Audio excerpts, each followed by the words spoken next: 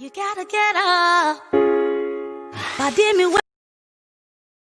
You gotta get up. Body me wake up and make a move. Oh. 'Cause the world will never see you until you do. They don't really care, see they do you. Oh. So make you show them, baby. Oh yeah, show them the real you. Oh yeah, show them what till you get. No, don't let them say what you not. I want you strong, oh. You can't bring no. You want more than 1,000 reasons why. You don't need to perfect, baby. 'Cause nobody perfect, darling. No, there's nobody in the world where be like you.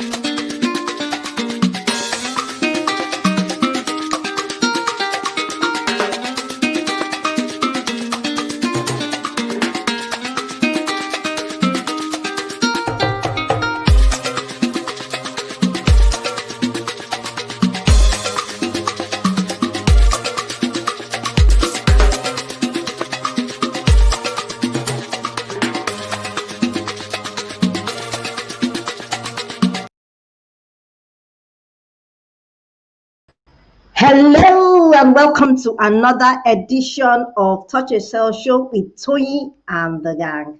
This is your special online show of a radio edition. Sorry, let me take off my glasses, it's reflecting. Yeah, it's been a back-to-back day for me. We've just finished a program with young adults, an empowerment program, and we're now shifting to the TAC Show. And today's episode, we're going to be talking about 9 to 5 as somebody living with sickle cell. How do we go about it? I remember when I did 9 to 5 for 1 week, I quit because I know it wasn't in my bone. I did 1 week, and my supervisor was telling me, I want this between down now, and I want to do, and I knew it wasn't realistic, and I couldn't match those two issues together, that this thing cannot be delivered in this possible time. So I just decided I'm going back to my business.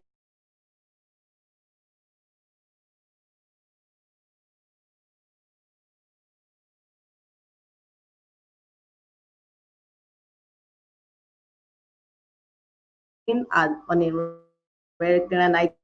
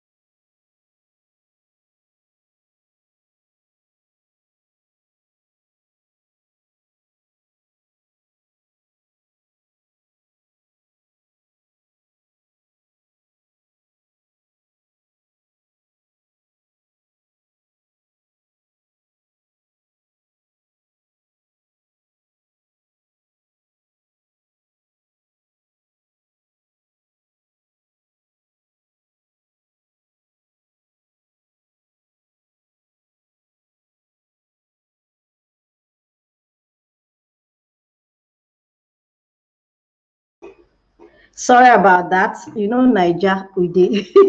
So, anyway, to cut the story short, we're going to go on to our guest and they're going to introduce themselves because I like it that way. Hey, hi guys. Hi everyone. Good evening. Good evening. Hello. Good Hi. evening, ladies. Good evening. Great to have you on. I know we're still expecting one more person, Yeah. Atinuke, but in the meantime, I just want us to just talk about ourselves, what we Okay. do, and how was it growing up with sickle cell in a nutshell. So I'll start with Bukola. Oh, hi, everybody. How are you? How's the day? My name is Very Bukola well. Eyinade. Thank you for fine. Sorry? I said it was Hello? hectic but fine. Can you hear me? Oh, wow. Same here. Thank you, I everybody, think, for sorry guys. I think Atinuke is she's in the in the chat comment box. section. Yeah. I think she's trying to get in. Yes. Really? But she's Yeah, not. she said Oh, I'm here. okay. I've seen it. Really? Okay. Hi. Hello. Hey. We can't hear you. For some reason, You're we can't muted. hear you. And you're not. No, she's not. According to She's this, not she's muted. not. So I don't. So I don't know why we're not hearing her. Okay. Did you click the link properly? Because we're not hearing you at all. Maybe you should try logging in and logging out and logging in again. Okay. So anyway, Buki. In the meantime, let's hear who is Buki Eyinade. Um, thank you once again. Thank you for giving me this opportunity to talk about myself and coping with sickle cell anemia. It has been a hectic journey. My name is Bukola Eyinade. Um, I am 34 years old and I'm living in Johannesburg. I'm a licensed somatologist, basically a health and wellness skincare coach.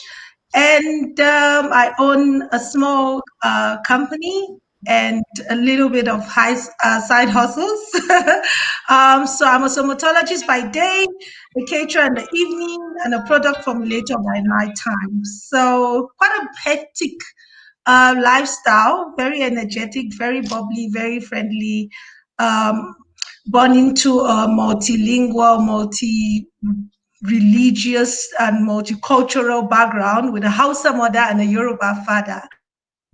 So, yeah, but I'm a born-again Christian. Thank you. So how was it with you growing up with sickle cell? Did you find it well not too bad, or was it very challenging, especially in trying to relate with people around you?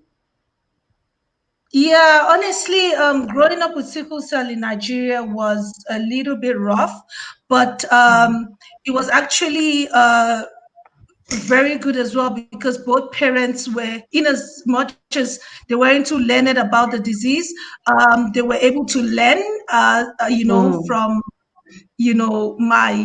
my pains and all of that. And obviously, we had a good family doctor.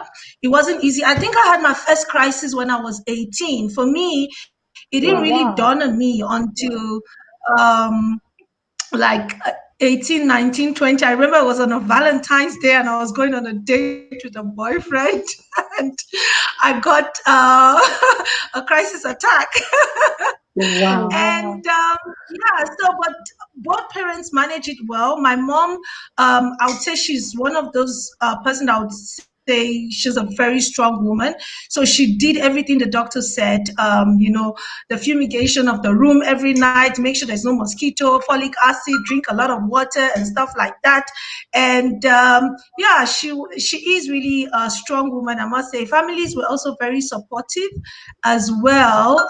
And I think the most important thing also is your mindset. growing up and seeing a very strong mother and a very strong father. So it was almost impossible to quit. You know, they're always encouraging you and backing you up and all of that.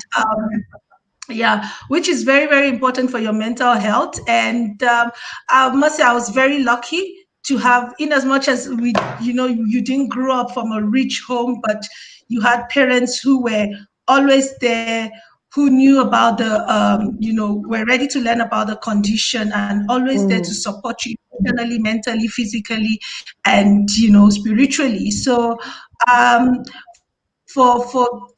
coming from such kind of background, I'd say I'm blessed to have it okay compared to other stories that I've read about sickle cell. Yeah, yeah. Oyesola, was that the same for you, or it was just different growing up? Basically the same. I hope you can hear me and there's no Yes, very background. well. Okay, thank you. No, Yes. So should I introduce myself as well? I should just go into how my please. childhood was. Yes, please. Introduce Okay, so yourself. my name is Oyesola Oni, and I'm 37 years old, HPSS. I was diagnosed when I was 2, and ever since then it's just been like, yeah, it's been okay. So growing up, like Buki said, I was also blessed with a very good mother. I grew up in a single parents household. And so the minute my mom found out that I had sickle cell, she just dived in and, she went in and she gave me the best that she could. And she not only gave me the best that she could, she told me that I wasn't different from anybody and it should not be an excuse not to achieve anything. I am pained because my mom is late. I always wish that she could see me. And that's one thing I think that I just wish she would be proud of me because she was so scared, even when she was ill before she passed. I had gotten married and I had a child, but she was still so worried for me. My daughter was, so she was still so worried that, oh, she's leaving me alone. A mother would, no matter how old you get, she was just, but I just look at it. I've been able to come this far because of how she brought me up. She treated me the same way she treated my brother. We were not different. It wasn't different. She told me that don't let sickle cell stop you. You can achieve anything. And one thing she did, then we didn't have internet, we didn't have all this Instagram and all. She would show me people in the area that had sickle cell. There were not many because people didn't speak openly like this now. She would show me that lady has sickle cell. She's going to 40. You are not going to be different. Or she has a child. And I think it's important that people speak up now so those coming to can have hope and they can have something to look forward to. Basically, I had a good childhood. I wasn't really sickly when I was in primary, secondary school.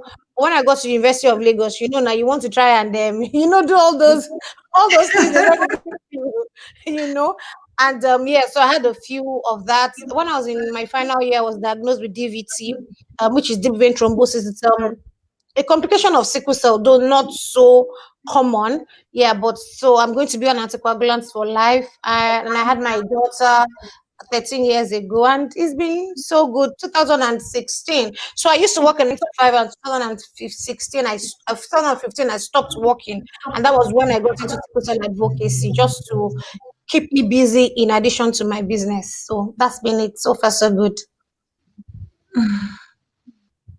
Thank you. Thank you, Oyesola. Thank you. Okay.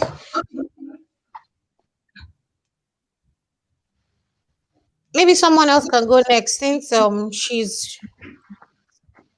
Is she Lola, you can go offline? next. You're on mute, Lola. Oh, sorry. So, my story is slightly different from yours. I grew up with academic parents. I was one out of 4. I have 3 brothers, and I'm the only sickle cell one. So growing up, I was a bit sheltered in the sense, and also I grew up with a very strict dad. So it was a case of my parents pushed me as hard as I could. Like my journey, I could say I had crisis. I was one of those people that had crisis like once a year. But when I had crisis, it was like summer times, like I'll have it like in July and it will end in September. It will be once a year, but it will be major. And I think she's joining. Yeah, sorry, I don't know why. I just finished a program online and I lasted a long time with no issues. Now this, no problem. All right. So Lola, you are talking, yes? Are Yeah, you sharing? sorry. Yes. Yeah, so I was just filling them in that my parents were academics. My dad was a university lecturer. I was one out of four out of my siblings that had sickle cell. But because I grew up with a very strict dad, I was pushed. Like when I was sick, my dad would tell my siblings to leave the room and make sure like I try and get the medication myself. Like my siblings would be crying and everything. But what that in sense did for me was that I became a person that I could take care of myself in any situation, even if I don't have a support system or not. It also, my journey itself was, I was moving towards academia because my parents felt like it was safer for me to be in academics than for me to do a 9 to 5. Yeah, so I will Yeah. stop there and then allow Tinuke to introduce herself. Okay, Tinuke. Hello, everybody. My name is Hello. Atinuke. Hi, my name is Atinuke Jose. Like you all, I have HBSS. I'm the first child of three, so just me and two brothers. I'm the only one with SS. My mom is late, but then what I remember about my childhood is that she was very diligent in my studies. She was very diligent in managing my disease. She was very diligent that I participate. So my fond memory of her is that I would have a crisis maybe late at night or early in the morning. They'll take my brothers to school. So she would nurse me to where I'm better. And then when she's going to work, she would allow me and I would go to school late. So it was that type of diligence in training that I learned and I was able to do things for myself. So if you have that type of thing growing up, it's able so you can depend on yourself that even after you've been ill or even after, you haven't been feeling well, I'll get up in the morning and go to work. So I do have a 9 to 5.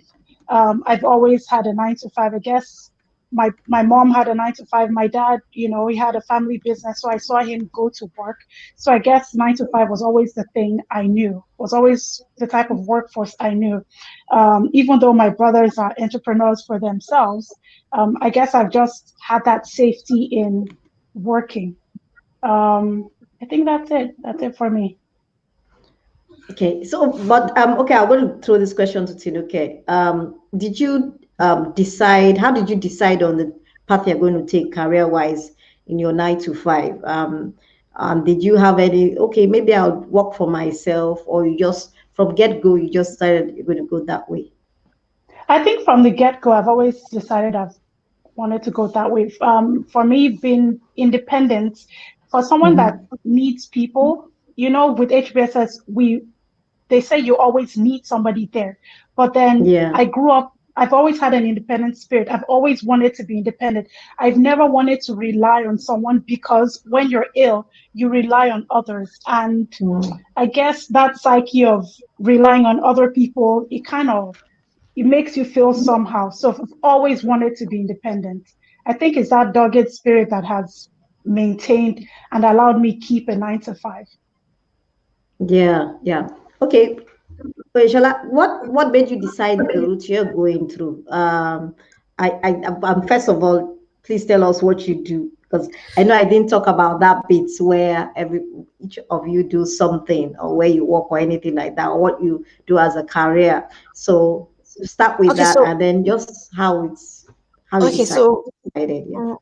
right now, I work for myself. I run my a personal shopping business. However, when I was growing up, I always wanted to be a businesswoman. I just wanted to do business, but I went through the 9 to 5 first.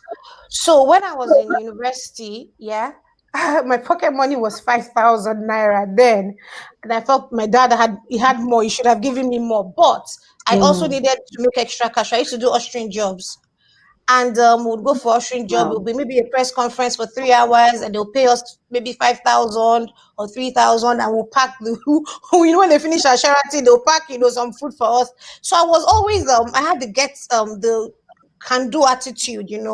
So when I Mm. finished in the University of Lagos, the 1 year the department didn't send our name on time for NYSC and everything. So that 1 year, I spoke to an aunt of mine in the area, and she told me, come and intern at my office. So that was how I got into internship. I started to intern there, and I did a 9 to 5 there. After a while, I stopped to go to NYSC. When I came back, I went back to them, and from there it just went on. So I did a 9 to 5, I would say, for a total of 8 years, 9 years, before I Wow. now stopped in Wow. 2015. Yeah.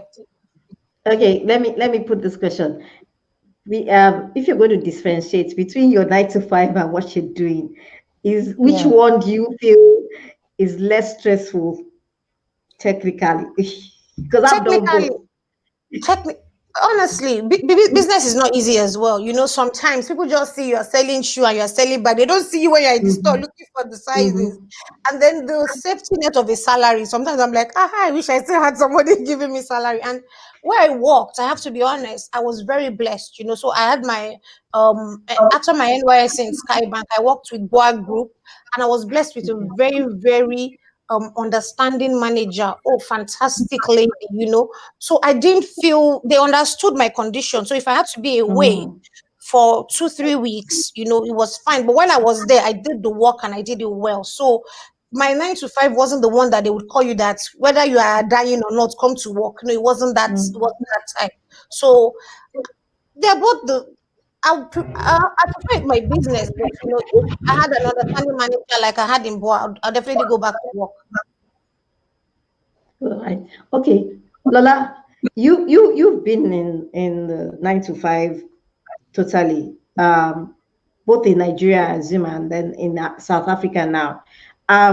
How has it been for you, especially in relation to coping with supervisors? Because it's a problem I see On its sometimes trying own. to explain, you know, or your issues that you're going through. Some may be nice enough, like what Oyesola said, but the reality is a lot of them are not necessarily like that. So, how do you cope?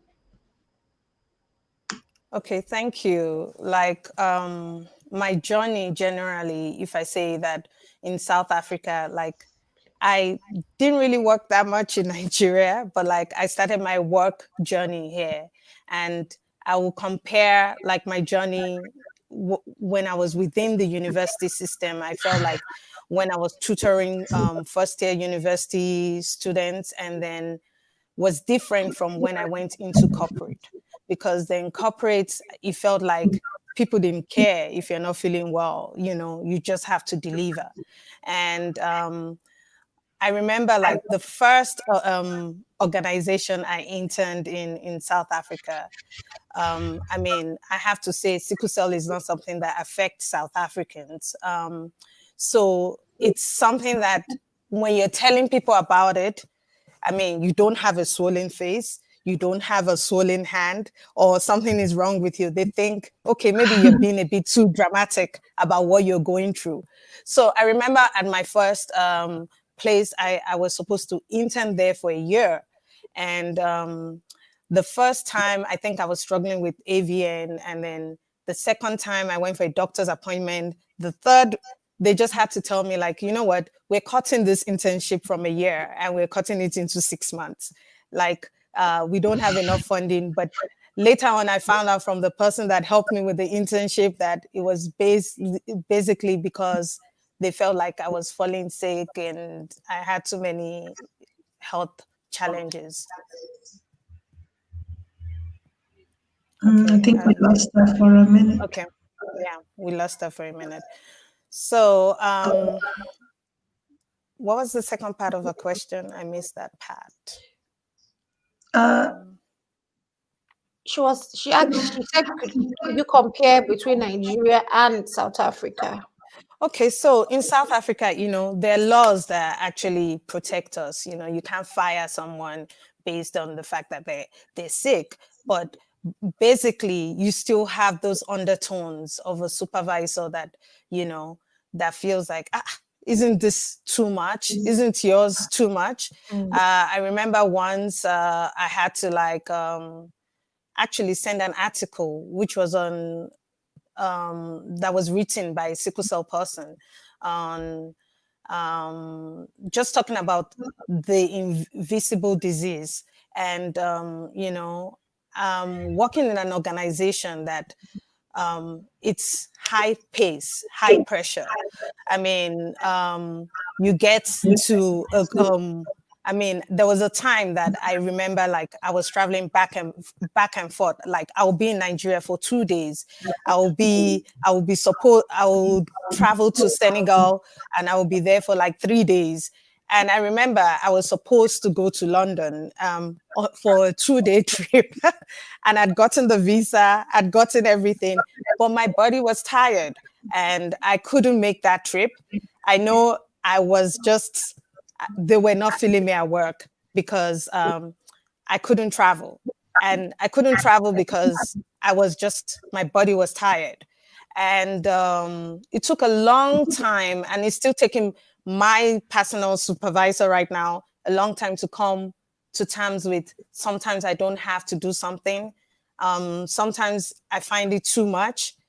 But one thing I know, I will borrow the words of my dear friend here, Atinuke, like as sickle cell people, we have to work extra harder.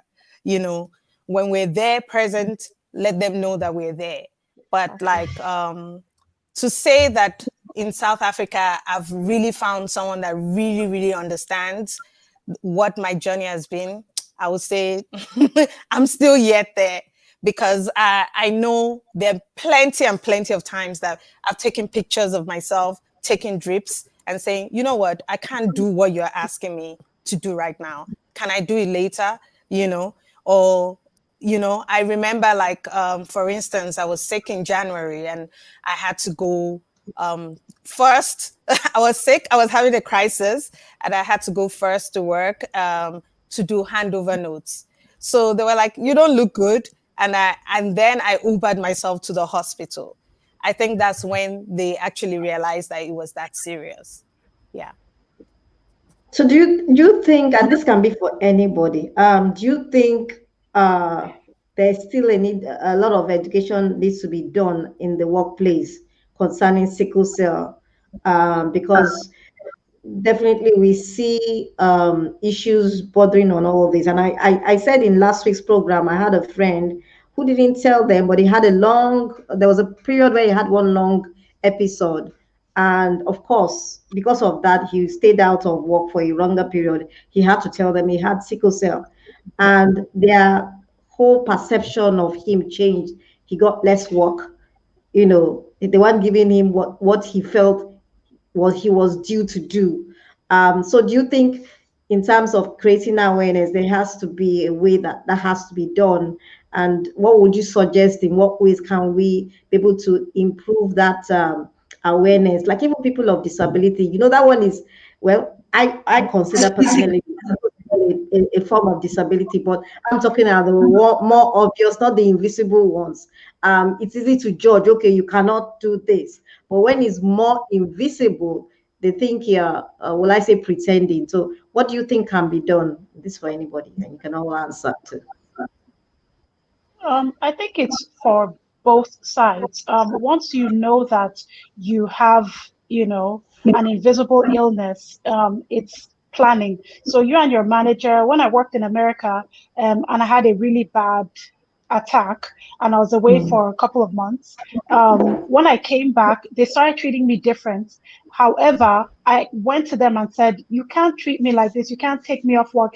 They were like, okay, what if tomorrow you're not here? Then we had to come to an agreement. Let's agree. This is what you give me. I always know what you're going to give me. And then when I'm not available, I am able to tell you or save it somewhere so you know where I have worked at. So it's discussions, it's not just I'm leaving one day and you don't know where my work is, how to reach me, even an update on my work. So it's keeping someone, even if it's not your manager, someone close by, an update on your work or how to find it. So when you're sending your emails, you are able to tell them this is where I've worked as. If it's not due, if a deadline is not due today, don't worry about it. I will be able to send it to you, da da da da da da da da da. So it's just in discussions. Okay. Anybody else? Yeah, I think basically a lot of communication with your work colleagues and employer is very, very important. Like, I mean, with me, I feel like Lola said, nobody understands sickle cell in South Africa. And I started working like 9 to 5 properly in South Africa with like 5 days, 6 days a week. So you just need to tell them, though, I mean, they don't see it, but it's so hard for them to understand because they're like, okay, Buki, you're fine. What's happening? So because with me, you have clients that have been booked and they're coming.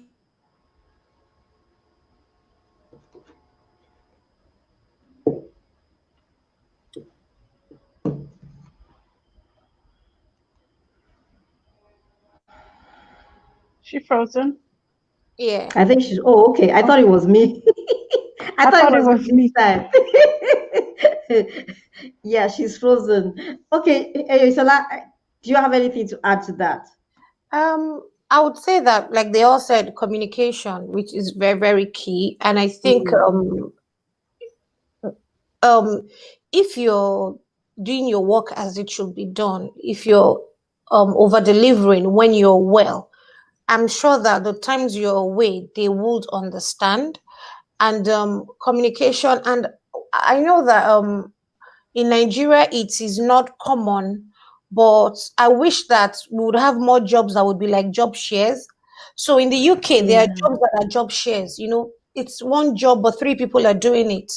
So Mm, at the end of the day, if say the pay was say 30K, depending on how mm, you do it, split, because and then because sometimes you just need to be there. But if you're having a job share, I wish that those are there are little things we can do in Nigeria that would or in countries that sickle cell is prevalent, that would make it a bit easier for the warrior mhm, to live with.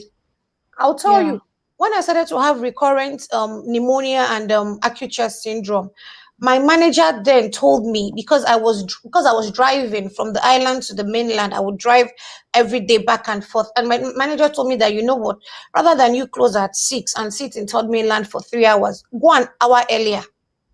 Just make sure you've mm, done your work. Oh, So that's so nice. people, she was like either come an hour earlier, an hour later, or go an hour earlier. And I tell you, that 1 hour made a lot of difference. I would yeah. leave the office and eat the bridge before the traffic started, and it made life so much easy for me. So those kind of little things, you're not telling them be complacent or don't do your job, but you're just making a little bit of adjustments just to accommodate the employee and the condition. Exactly. So, Lola, do you think I was looking at this because there's this thing about multitask, we should be able to multitask. Do you think multitasking is a reality for warriors? I have an answer Okay, for I her. think it, Okay. well, well, for me, I think sometimes it works. It's something that can happen. I think for most warriors, we shouldn't put ourselves in boxes and say we can't do something. So if it's something that you can, some people work better under pressure. Some people actually work Mm, better when they're sick, as funny as it is. But for me, I think multitasking actually function better like that than actually just trying to do one thing at a time, you know. yeah. Tinika, you wanted to say something. No, she said it. I was going to say we have no choice. We Yeah. have no choice, especially when we're well. And then when we're ill, sometimes I know I've worked so many times while I was ill. There's just nothing I can do, Yeah. you know? Yeah. So after you take out your shots, you already can gauge like a few hours before you totally fall apart. And in that 1 hour, 45 minutes, you guys know what I'm talking about. Of Yes, Before course. like you pass out, you are able to do like 2, 3 phone calls, emails, cook yourself food, take a shower, clean your room, and then you pass out. Yeah, we it's just something we just have to do. Okay, so what would you say practically? Maybe in each of us have different ways of doing our multitasking. Would you say practically are ways that warriors can able to do that with and as well manage their health? Because I know, let's face it, we like to prove ourselves a lot. Especially in the society we are in, sometimes to our detriment. So what are the practical steps having to multitask in an environment that demands so much from you? What are the practical steps one can take to be able to manage and balance your life? Okay. I would just give like maybe two tips. I think it's very, very important to create a checklist and a priority list of what you're going to do every week when you get to a workplace. Because then sometimes you find yourself like you start the week and maybe on Monday you're feeling so good and you're feeling like, okay, I'm going to kill this work. Take on the world. I've got to kill this work. But like maybe by 5 o'clock, you're already feeling like, okay, something is brewing in my body. So it's Mm, important to note those, have a checklist and a priority list and say, these are the do's that I'm going to do this week. This is what I'm trying to achieve. So that even if you're sick by Wednesday, you know that by Friday, you've completed all the tasks for the week. And then mm, another thing I know that, I try to do, I remember like my late dad, when we used to travel a lot, he used to get me on the plane to work up and down the flights. Like we used to go from Jamaica to South Africa and it was like a very long flight. So he would get me to get up the flight, and in the move office, I around. never sit like in one point like throughout the day. I get up to stretch my legs, and I know at my present workplace they call me the queen of water bottles. I have all types of water bottles in every corner, so I'm constantly drinking water because I think those are my own 2, 3 tips that I feel like any Yeah. warrior can do to make sure that they function in the workplace. And then importantly, it's very, very important to have an attitude that you're going to do it and you're going to overcome whatever your challenges are. Because I know when I started working, I felt like, I can't do this thing. Like I used to get like, I remember like I'll be tutoring and then people will call me and say, we want to offer you a job. We're going to pay you Oh, this. And for years I wouldn't work because I would turn down the offers because I felt like I couldn't do it. I mean, I'm going to be sick the next day. There was a voice in my head constantly telling me that I'm going to be sick, you know. And I remember in my present workplace when I actually went there for an interview, they offered me the job the next day, but I was just like, I'm sorry. I think I will come to you a month's time.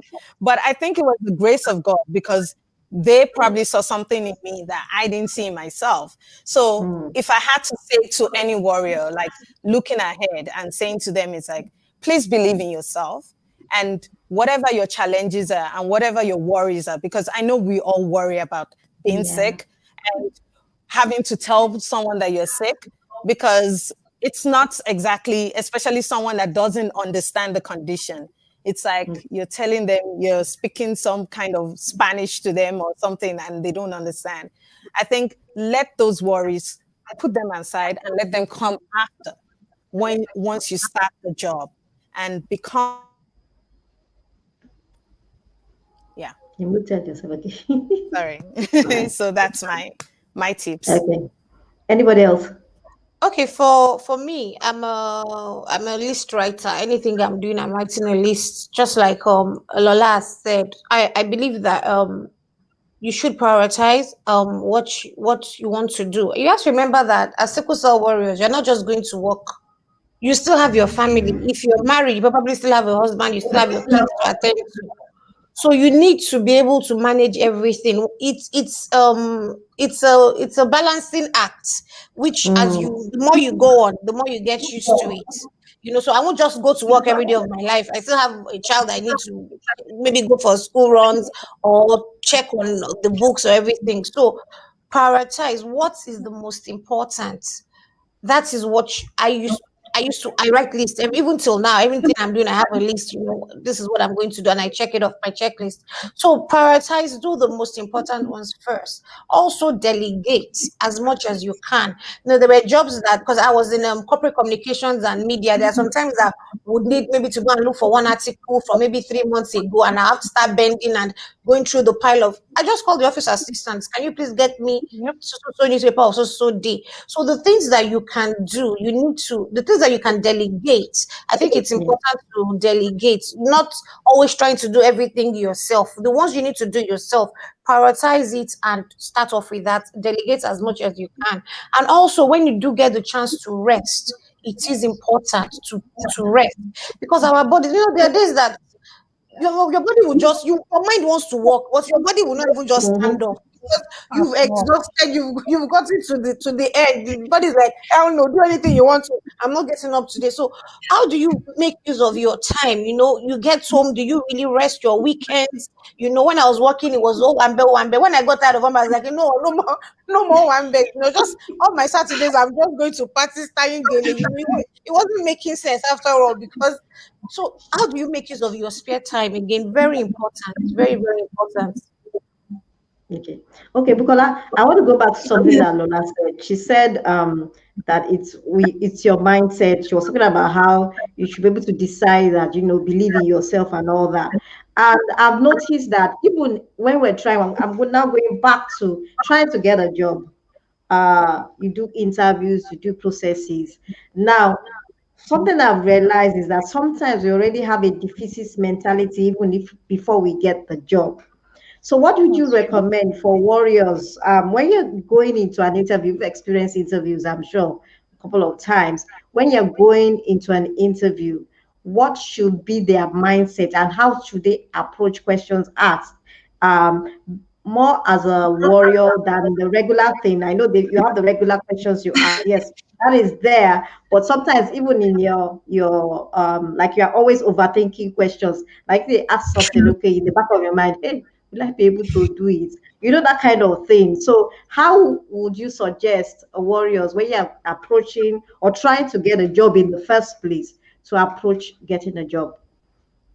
It all comes down to, like you said, mindset and self-confidence. I mean, you need to obviously know what you can do.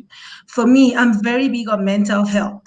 So you have to Mm, be in the right state of mind when you're going in for an interview. You know that that is what you want, and you need to have that I am going to get it attitude. I can do it. And I mean, in as much as we need to communicate a lot with, whoever we are with, it's very important to know that, I can do all things. In as much as we can do all things, know what you can do. For me, a positive mindset is everything for me. Once you set that above every other thing, trust me, the not even the sky will be a limit. I've been for interviews where they immediately hire me because your energy introduces you before you even speak. So confidence, is very, very important. And I mean, even if you tell them you're a sickle cell and you're explaining to them, what it is, I don't think they even fully believe you because your energy alone is on a different level compared to, the way you're describing somebody living with sickle cell. So for me, the mindset is very important. I'm always thinking positive things. I mean, I don't, because when you think negative things, it kind of affects your health, your emotional health. So if you mm, know that it's what you want, they shouldn't hesitate. Nothing can stop them. All you just need to do, obviously, you need to communicate a lot that, listen, this is my condition. This is what I can do. This is what I cannot do. I will need you to bear with me, in certain days and all of that. So I believe if you want something, just go for it. it's very, very important. Your mindset, your energy, confidence gets you there. Nothing else does.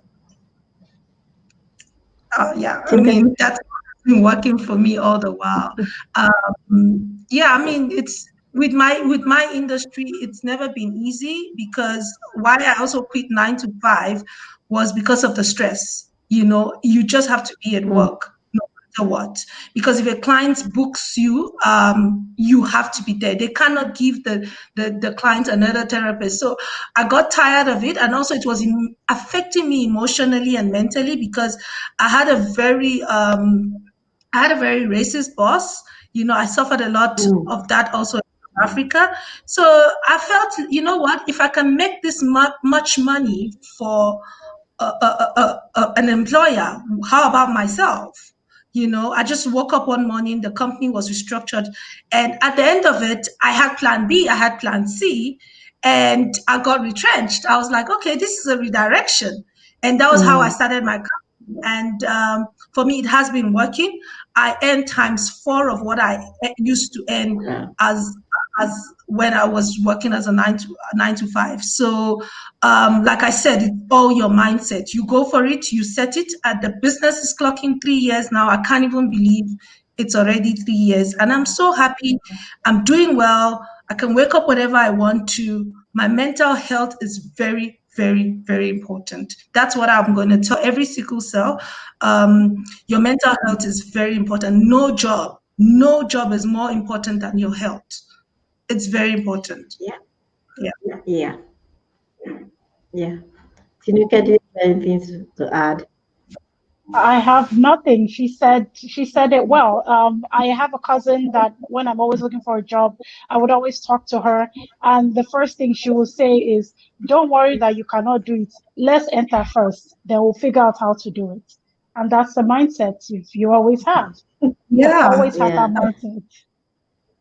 just start, and you never can tell. So Sheun, Sheun says no, one should know their limits, though sometimes we like to do more, which is true. It's true. Yeah, which brings me to we like to, it's in us. We can't help it. We just can't help it. We like to show that, yes, we are capable. Yeah, naturally, I think sickle cell a patient want to always compensate for the lost times. So we always pushing ourselves. I remember I overwork myself. I'm very energetic. I hate sitting idle, but I know when my body is speaking to me, I know when to calm down and say, okay, this is it. In as much as the Bible says you can do all things through Christ who strengthens you, you need to know your limit. Your limits. It's true. Yeah, correct. Okay. This brings me to a controversial. Everybody's you're either for, or they say no, you shouldn't. And which is okay in terms of getting a job. Should you immediately announce that you have sickle cell? I mean, not immediately, but when you're in an interview, or you just let it slide throughout your stay. You don't say anything about it, and unless, like what happened to, who was it that said she had crisis when she was, So what would you suggest? What would you suggest? Personally, for me, the truth is that some people will be biased. Just by you saying, "Oh, hello, my name is Oyesola, I have sickle cell," they'll be biased. So what I did, I didn't announce it at the interview. I went for the interview. I sold myself. I was very confident, and they said, "Go for medicals." There's no way definitely my medicals Will show, would show it, And then I went for medicals, thinking they would now want to discuss it, but no, I got the job. Personally, I feel you shouldn't announce it at the interview. If maybe somebody notices and asks you, definitely be open about it. But aside that, don't just go singing it from the rooftop. Get to the medical stage. You should have sold yourself so that, somebody that is speaking for you be like, "Oh, I think this person is brilliant. I think she can do the job." Just give yourself the opportunity. Just put that little foot in the door. And then you can take it up when you get to the medical stage or afterwards.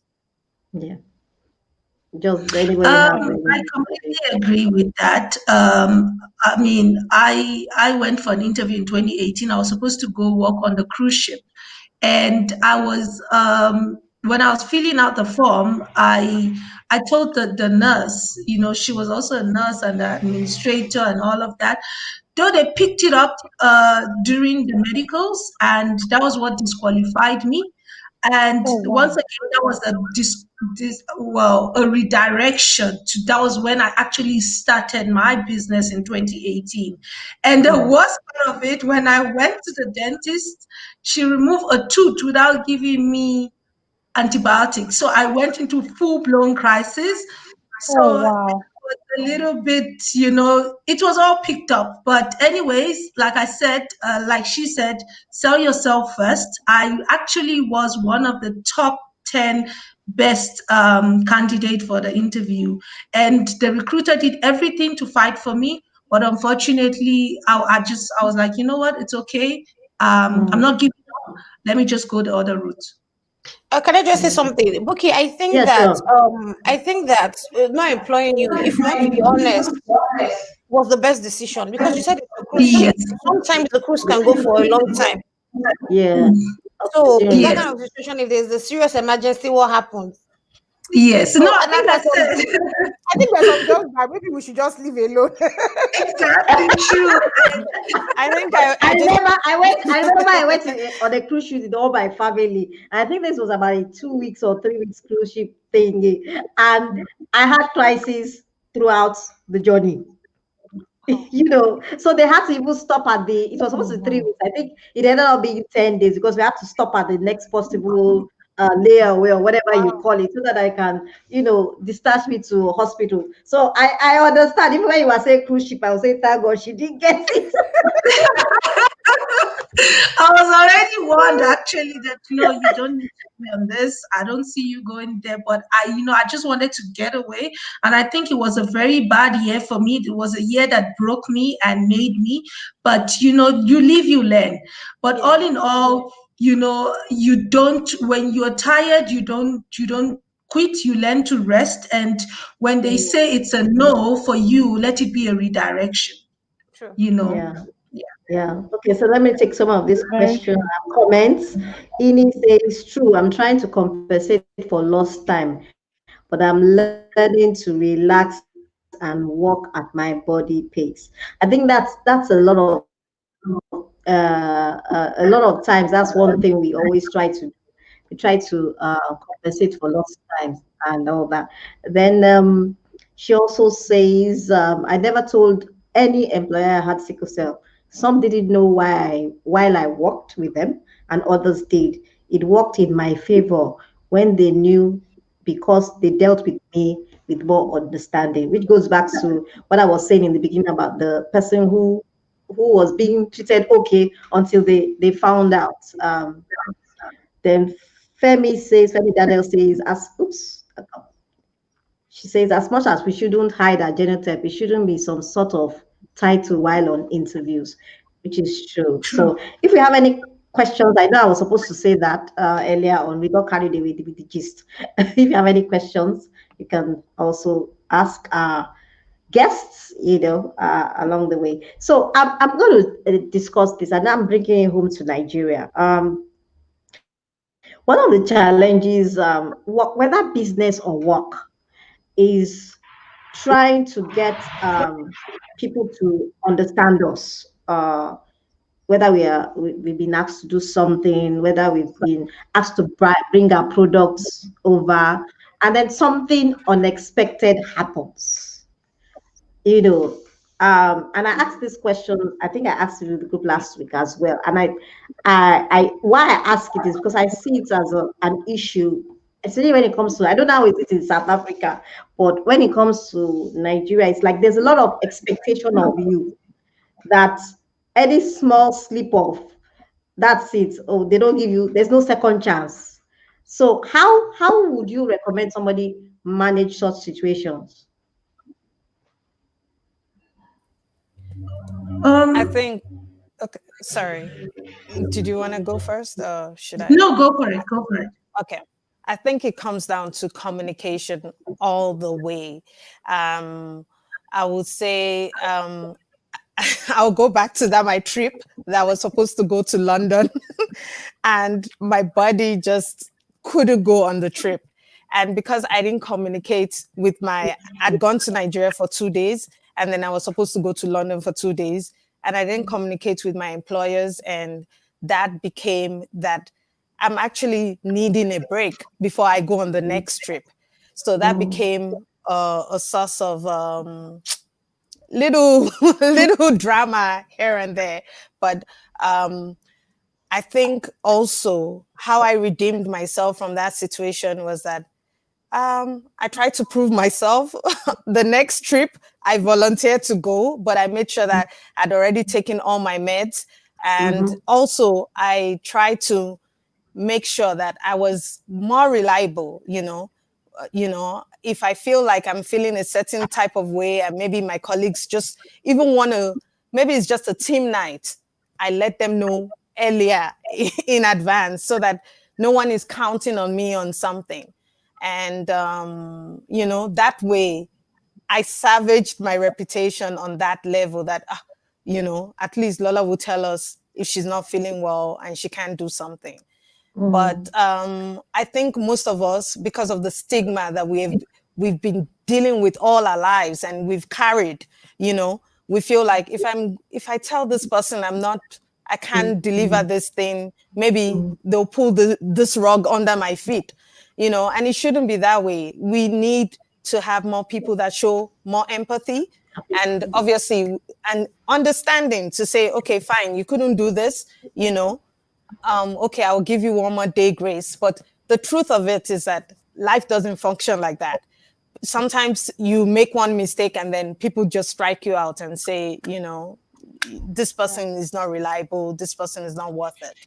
But when, like Buki said earlier on, when that happens, maybe it's a redirection step, but you can't beat yourself up on every small mistake that you make. You can't make yourself feel like, this is the worst thing ever, because that's one of the things that I think as warriors that we deal with. We always feeling like we're always feeling that we're feeling short of something because of the way society makes us feel about ourselves.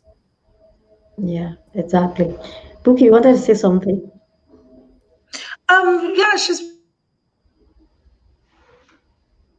Oops. You I think she froze. Yeah. She froze. Yeah. Okay. Let me just quickly go to this. We're even already almost end at the hour. Any last words for people with sickle cell concerning regarding job, career, and then just finding their footprints? Because there's something that Lola said. She said sometimes we fear, because I've had this recurring thing of, oh, we should communicate, but the reality is we don't communicate. Can't. Yeah. We don't communicate. But even outside of sickle cell, the issue, communication is a challenge for us as human beings. I've realized that. Okay, you can't make it. Communicate, you don't communicate, and the person thinks worse of you that you didn't deliver the job you're supposed to do. So how can we get people to communicate? As final words from everybody, just to encourage people what they should do and how they should manage their whole existence of living with sickle cell and balancing all other things around them. I just want to quickly say something. As sickle cell warriors, a lot of times we don't admit that we're down until we're really, really down. So that also affects the workplace. You feel, I can feel this slight pain, but maybe I can, maybe I can push it, or maybe I can quickly go for a jab and then tomorrow morning. That's where I didn't used to wait until I landed in hospital, And also the second thing is that in your department, in your unit, in your office, there must be at least one person that you're close and friendly with. So if I get home and I begin to feel pain, I've texted my colleague, Maria, I'm not feeling too well. I'm going to try and manage it tonight. It's not until the next day at 11. They've been waiting for me at 8 and I've not resumed. I'm not calling them. That's part of the communication. I know that saying you are not feeling well, some people say you are admitting, or being a Christian, you are speaking by faith, But the minute, don't wait until you actually land in hospital. The minute you're not feeling fine, there's a possibility that you may come in late, begin to tell them. So if they need to find somebody that night to fill in for you, they can. And at least, be friendly. with your colleagues. So you have one person that can, there are days that colleagues will cover for you. Now you know what we're saying. If you know, Yep. if you've proven yourself, they'll cover for you. So let's also work on that, because it really helps as well. Yeah. I just would say, Shehu says we don't communicate because some people don't even understand the condition. In South Africa, for example, it's new to them. So Yeah. yeah. So anyway, last words from Lola. Last words for me is I will encourage anyone younger, like even before you start the world of business, like try as much as possible to try with an internship, try and get into the work Yeah. culture, because Yeah. what work culture does for you is that it makes you confident, it makes you be accountable to a system, you know, and it gives you structure. So I've had warriors say to me, like, how can I be an intern at my age? You know, how can I You know, do I wanted this? to How can I log in that photocopy? I is the started at trenches. the UN, United Nations, photocopying, you know, and I never said to myself, and I will photocopy stacks and stacks every day. And I never said to myself that I would not do this, you know, Yeah. and it was a learning curve for me. So Yeah. if there's anyone out there that you have an offer to even go and just learn temporarily, Yes. please take on that opportunity, and you can use that opportunity to grow yourself, you know, and grow your brand. Yeah. So Okay. my last words is just keep on at it, you know, believe in yourself and just keep That's nice. moving each day.